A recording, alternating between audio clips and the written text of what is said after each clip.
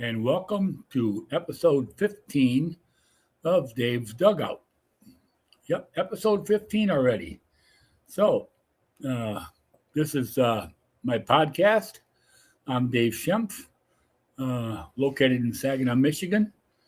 I forgot to mention that a few times, but and this is all about softball. Nothing else but softball.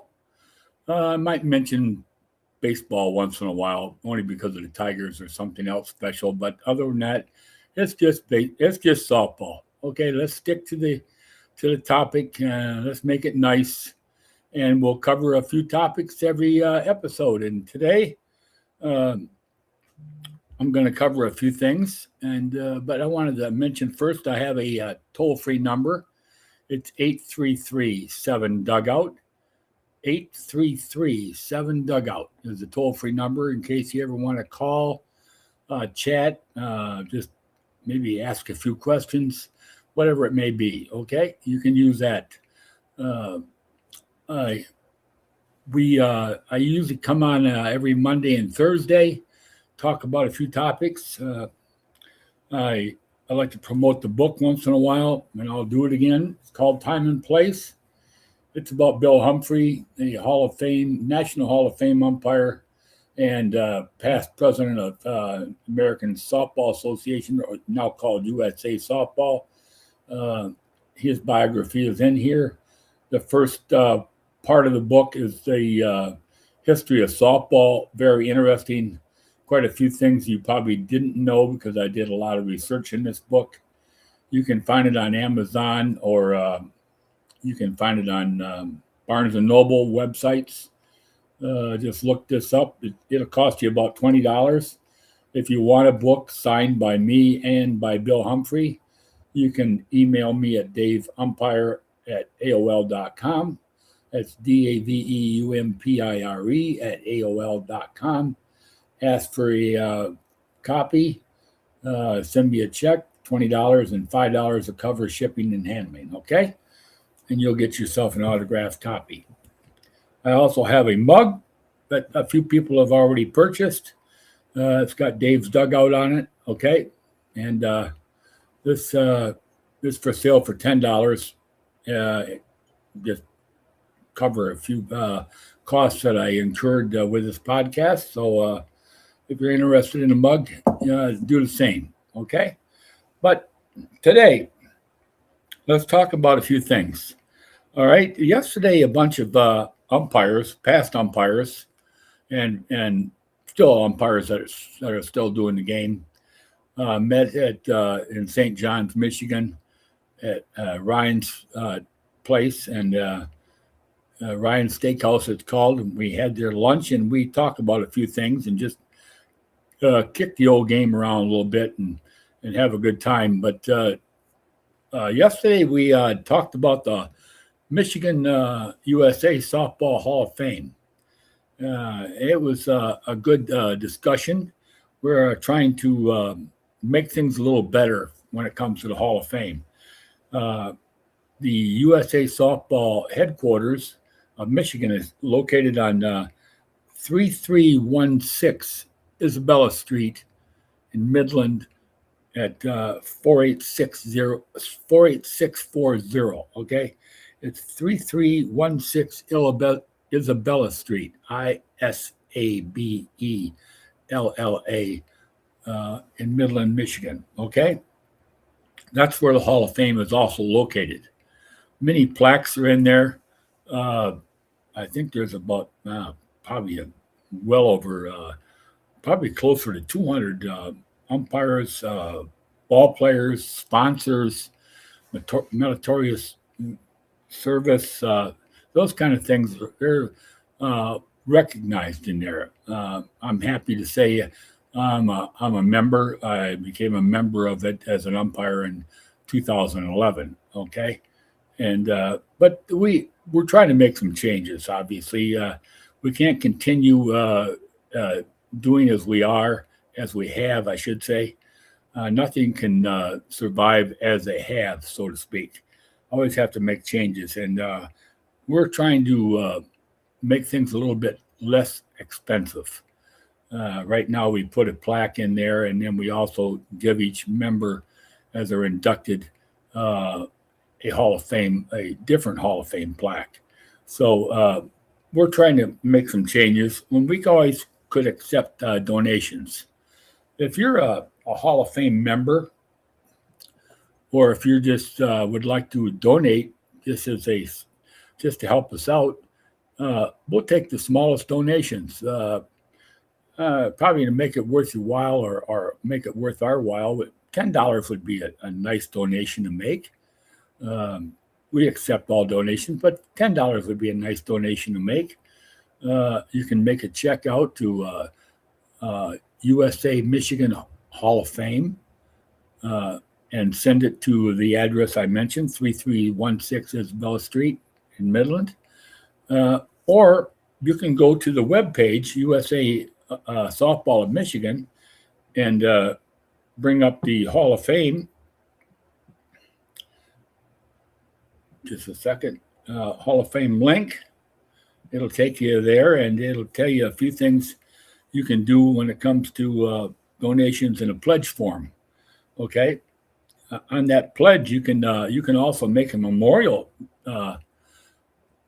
tax-free donation. By the way, it's tax-free because we are a nonprofit organization, and you can make a tax-free donation and in the name of somebody that's possibly in the Hall of Fame, or you can even make it a memorial for somebody who isn't in the Hall of Fame, and just that's a way to get them recognized. So it's a nice way to do it. I'm going to go through a few things we have here as far as the pledge. We have a I'm going to say why give. It's your donation is tax deductible. USA Softball of Michigan is a nonprofit I mentioned, and your donation is tax deductible, of course. You should have the opportunity to pay tribute to legends in the softball world. Okay. Again, for a simple $25 donation, you get a name recognition in the Hall of Fame ceremony program, and you get a USA softball pin. You can put on a T-shirt, lapel on your jacket, sports jacket, maybe something like that. You'll get that. For a $100 donation, which is called a single, you get your name recognition in the Hall of Fame program again. You get recognition on the USA Softball of Michigan Hall of Fame website, and you'll also receive a USA Softball pin. Okay. For the $200 donation, which is called a double, you will again get your name in the Hall of Fame program with the year in which you donate. You will also get name placed on a plaque in the Hall of Fame Museum with the year in which you donate. You will get recognition in the USA Softball Hall of Fame website and a USA Softball pin.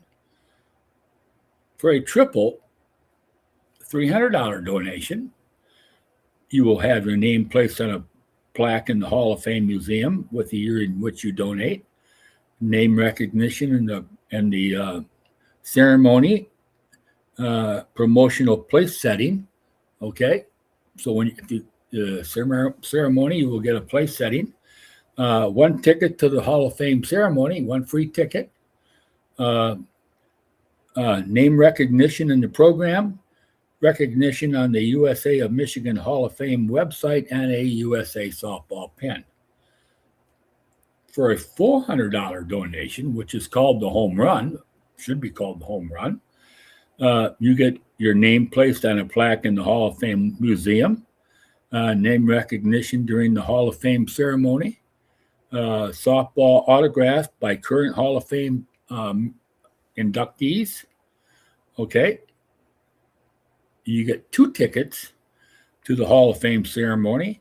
You get your name recognition in the Hall of Fame ceremony program, recognition on the Hall of Fame website, and a USA softball pin. That's for a $400 donation. And then there is the Grand Slam donation.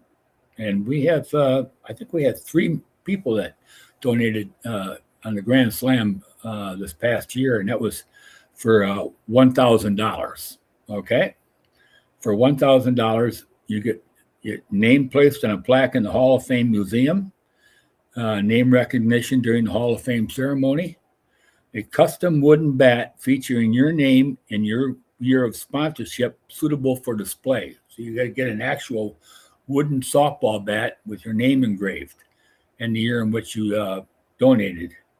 You get 4 tickets to the Hall of Fame ceremony, name recognition in the Hall of Fame ceremony program, recognition on the USA Softball of Michigan website, and of course, a USA softball pin. So those are the few things that you can do, and you can fill these out on the pledge program that would be on the link. You can print that up, or I think you can even fill it out online.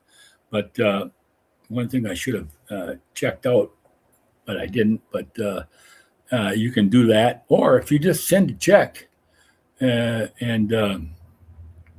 maybe enclose a letter on there saying what the check is for. So, for instance, if you send a $300 check and you put on there, this is the triple donation, and it's for the Hall of Fame, it'll be the same as filling out the form. And again, send it to the headquarters, which is 3316 Isabella Street, Midland, Michigan, 48640. Don't forget the zip code, 48640. So that is all the ways you can donate, and we would really appreciate it. We are working on, we're working on ways to make it a little bit more efficient, a little bit less expensive. It's just getting a little bit more expensive than what we can handle. So again, these are all things I wanted to talk about today for one. Okay, another thing I'd like to talk about, and I noticed that there was the pitching rule that I talked about a few weeks ago, got a lot of attention. And but a pitch, and then I put something on Facebook myself concerning a pitch, which got some attention. And I'd like to bring that one up again because it was called Legal or Not Legal. And there was a lot of questions on this pitch on Facebook prior to me posting it.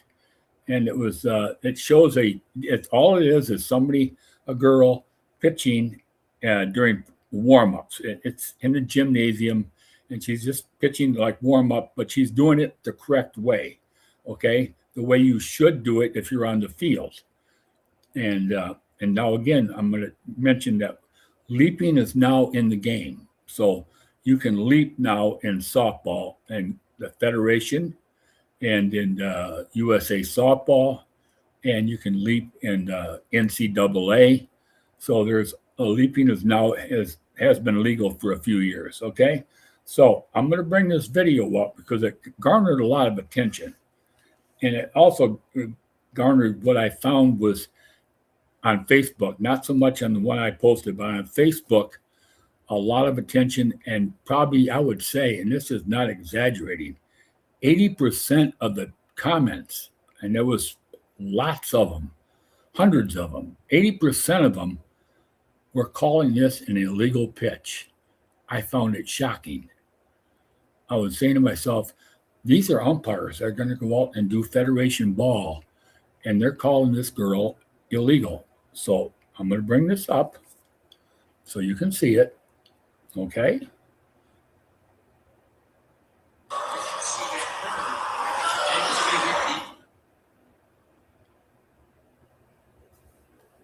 I want you to watch it again.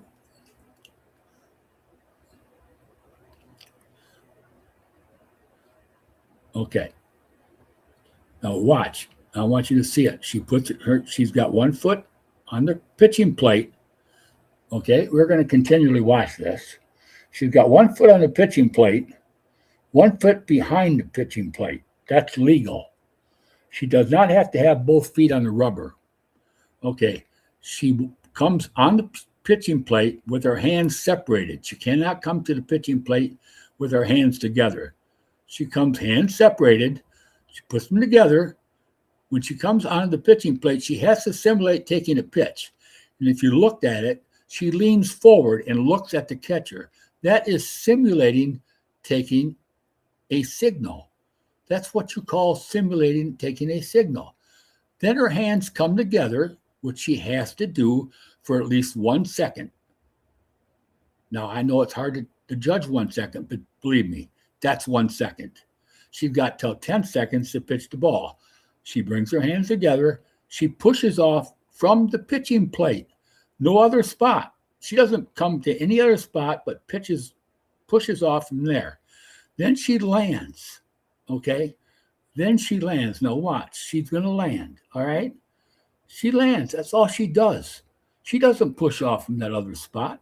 Her foot just comes to stops, okay? It just stops as she pitches the ball. Her hands are already separated. For one, it can't be a crow hop because the hands are already separated. So the definition of a crow hop is out, okay?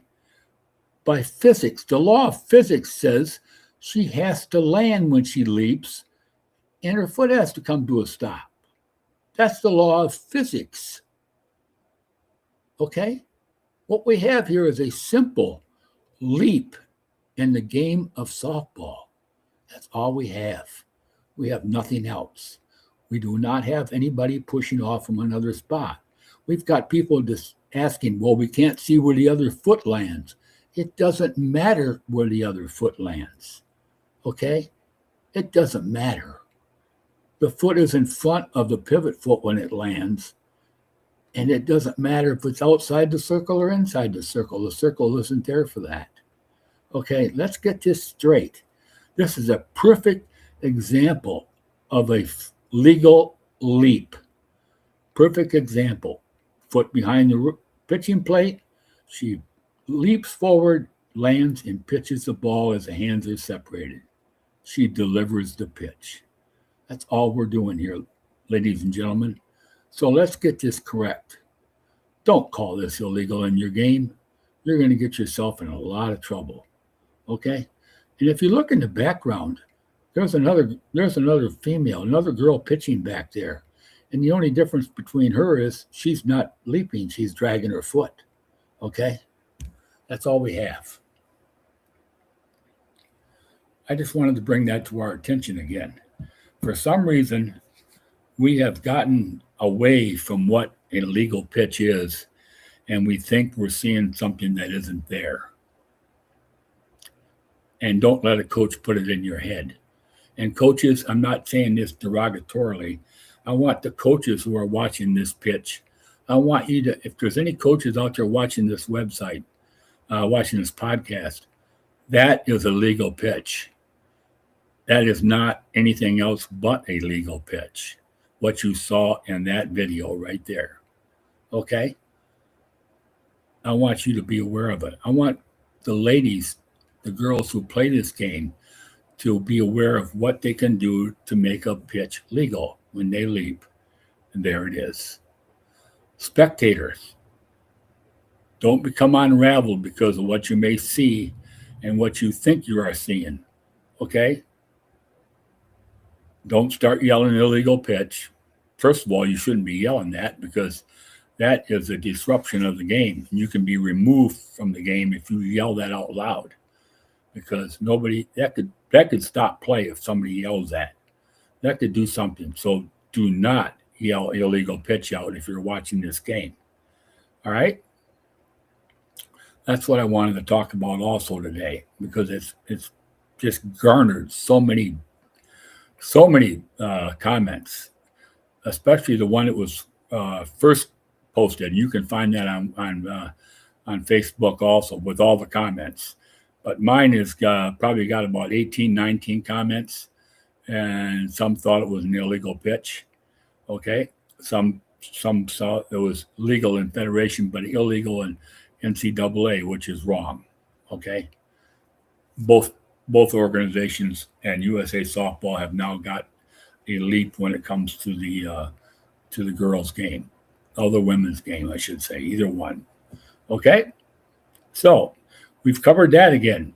And this past week, I ended up we talked about interference and obstruction. And we had a little bit of conversation on that with some people. Okay? It's good to know that I'm going to refresh you again just in case you missed it. Interference is an illegal act by the offense. In other words, somebody on offense interferes with a batted or thrown ball. Okay, a batted or thrown ball interferes with a thrown ball by the catcher in some manner as a batter, or you interfere with a batted ball somehow. Okay, that's interference. That's an immediate dead ball, and runners return to the last base touched at the time of the interference. We also have obstruction, which is an illegal act by the defense.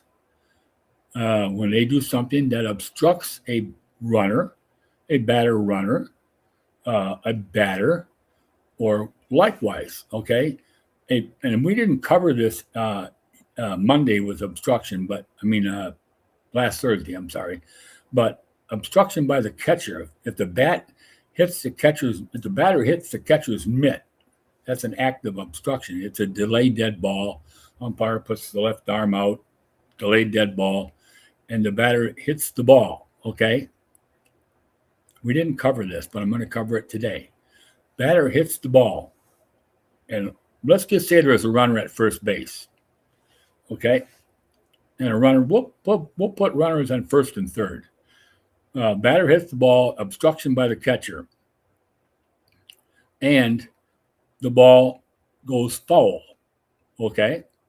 Now, ball goes foul.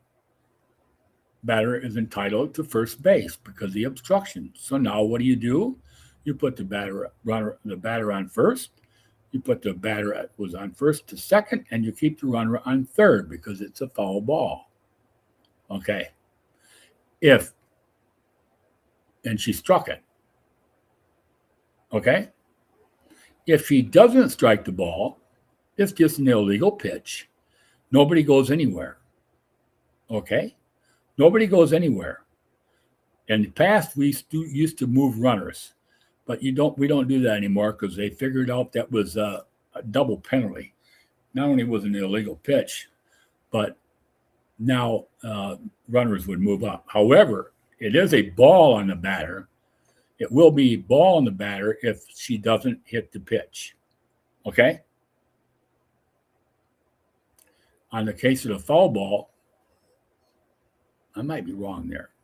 Foul ball, I think it would either be a ball on the pitcher or a strike.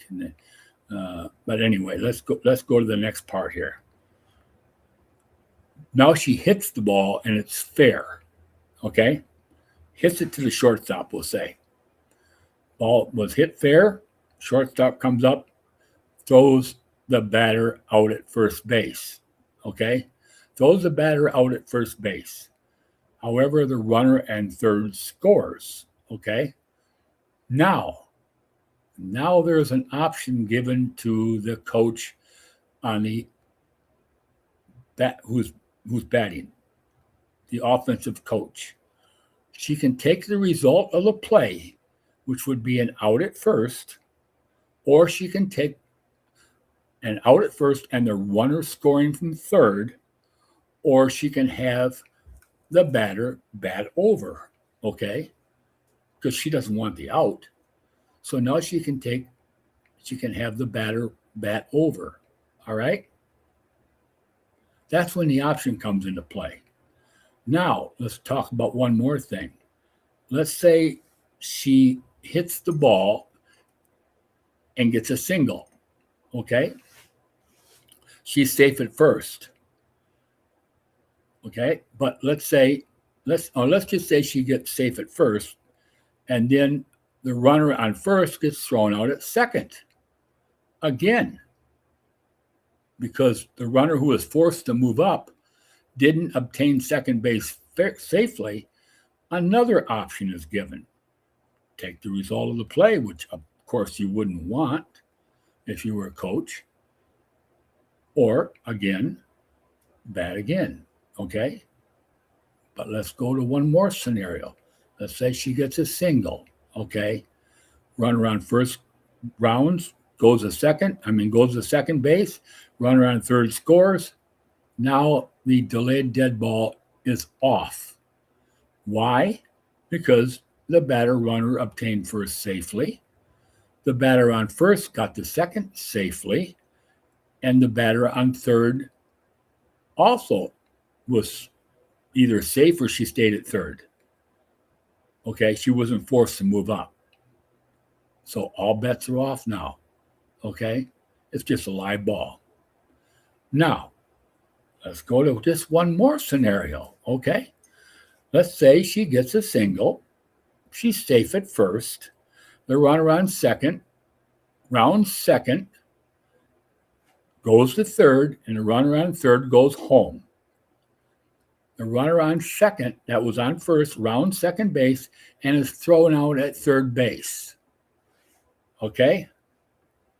Now, what do we have? There is no option given to the coach. Why? Because the runner on first obtained second safely.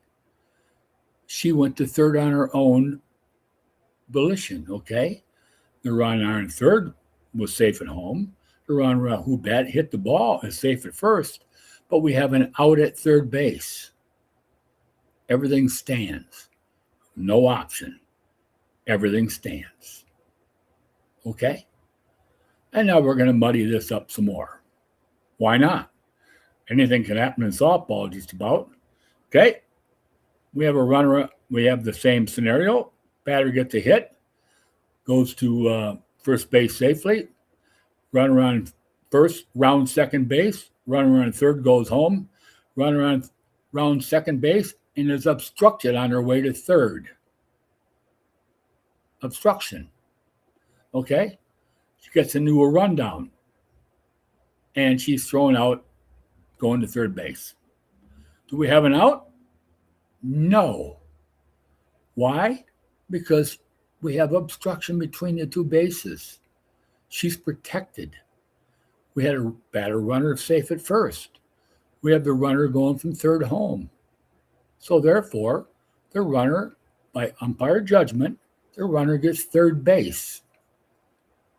Okay? We have a batter runner at first, runner from third going home, and an obstruction, and the runner is now at third. Again, no option given. See, those are all the strange things that can happen. Now I actually had this happen in a college game, and I was a UIC, and no, I wasn't a UIC. I was an observer. Okay, I was an umpire umpiring, but I was just observing the game. Here's what happened: we had a runner on second base, and we had obstruction by the catcher. The batter hit the ball toward the shortstop, and the runner on second base ran into the shortstop as she's going to third base. What did we have? Aha. Interference, right? So we have a dead ball, correct? Yes, we have a dead ball. Is the runner out? Well, the ruling was we had a runner out. However, what happened was obstruction happened prior to the interference. And because obstruction happened on the catcher, what made the ball go to the shortstop? The obstruction did. The runner ran into the shortstop, that's correct. However, obstruction takes over. So therefore, what we had was we have a runner being put out, and now we have an option given, which didn't happen, but it should have. So the option was, okay, do we have the batter bat over and put the runner on second base? Yes. Okay. Those are all the strange things that can happen when you have catcher obstruction. And there's plenty of them. And I just covered most of them. There's a few more that can happen. Okay? You can have interference on a runner who's obstructed, and she has interference, and therefore the interference takes precedence on the obstruction in that case if the runner does it by doing some illegal act that doesn't have anything to do with the batted ball. Okay? Those are the things that can happen. Just wanted to bring everything into your attention. We also didn't cover interference by a coach. It's an active interference, even though it's not called interference, who pushes or aids or abets a runner either by pushing the runner home or pushing the runner who overruns third base back to third. That's not a dead ball. That's not a delayed dead ball. That's just an automatic out. As an umpire, you should signal out and let the ball stay live. Now, is the coach going to be happy? Probably not. Most of the time, coaches would realize, whoops, shouldn't have done that. Okay? So those are another few things that where some interference can come into play. Obviously, we also didn't talk about umpire interference. Let's say a catcher comes up, going to throw out their runner going to second base. Catcher comes up with the arm and strikes the umpire's mask, we'll say, with her hand as she's thrown to second base. This is a delayed dead ball, okay? If she gets the runner going to second out, everything's off. It's still live. If by chance she doesn't get the runner that she's throwing to out at second base, now we call dead ball. Runner goes back to first. You can't jeopardize the defense for what an umpire did, and you can't help the offense by what the umpire did. So therefore, it's an immediate dead ball. Runner goes back to first. And what we have no pitch. Okay? That's all. No pitch. Dead ball, runner back to first. Those are all of the strange things that can happen in softball that you need to be aware of as an umpire. Get your nose in this book. If you're doing Federation ball this spring, Federation ball, there's the latest rule book. If you're not doing Federation ball and you're going to do USA softball, then get in the official rule book for USA softball. Okay? Get ready for that. If you're doing NCAA, now those may have some different rules than what I just talked about, and usually there is. Again, get your nose in the book, okay? Know all the rules as possible. I remember when I was an umpire, as soon as I got that rule book, I got into it, okay? First thing I checked was the new rules. What are the new rules? Okay, what are the new points of emphasis? On Monday, we're going to talk about the points of emphasis that are in a Federation rule book, along with a few other things. I might even talk about some memorabilia I have. I haven't done that in a while. Okay? But I wanted to talk about that today. I thought it was very important. So, spring's here. Unfortunately, not in Michigan today. It's been raining for 2 days. Tomorrow's supposed to be in the 50s. Maybe the fields will dry out and you'll be able to play softball here. If there's any college games going on, there probably will be tomorrow in the state or any state you might be in. Check them out. Go to the website of that college. Find out where they're playing. Maybe there's a local game nearby, or maybe there's one that's not too far of a drive. Hey, get together with some buddies or girlfriends. Okay? Get together and travel to a game. Maybe there's a good high school game going on. Find out where it's at. Again, go to the high school. They usually have it on there, and just find out where they're at. Enjoy the game while it's here. Okay? Spring is short. Summer sometimes is long, but it can go by fast. Okay? But let's go out there and enjoy the game. Enjoy springtime. It's here. It finally arrived. I seen the robins again the other day. That's when I know spring is here. Okay? Have a great one. Have a great one.